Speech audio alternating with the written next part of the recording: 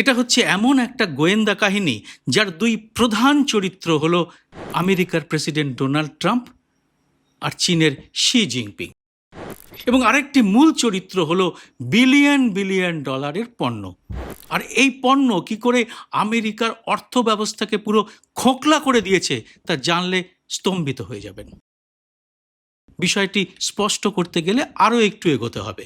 ধরুন আপনি একজন গোয়েন্দা, আপনার সামনে টেবিলে ছড়িয়ে আছে হাজার হাজার নথি, জাহাজের registration, customs declaration, invoice, shipping route, আর আপনার সামনে রয়েছে এমন একটা প্রশ্ন যেটার উত্তর খুঁজতে গিয়ে আপনি ঘুম হারিয়েছেন।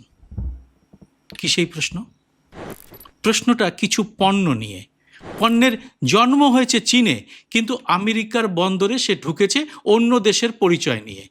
কেউ তার নাম বদলে দিয়েছে, ঠিকানা বদলে দিয়েছে, মানে পণ্যটির লেবেলই বদলে গেছে।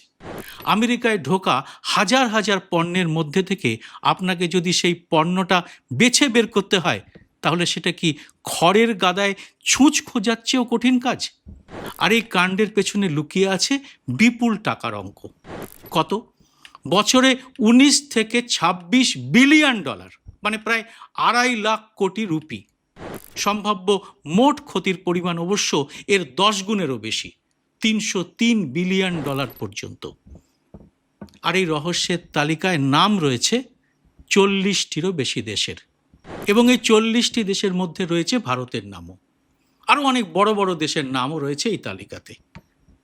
আর ট্রাম্প প্রশাসন এবার বুঝেছেন এই বিপুল অর্থের লোকসান কোনো মানুষের পক্ষে খুঁজে বের করা সম্ভব নয়।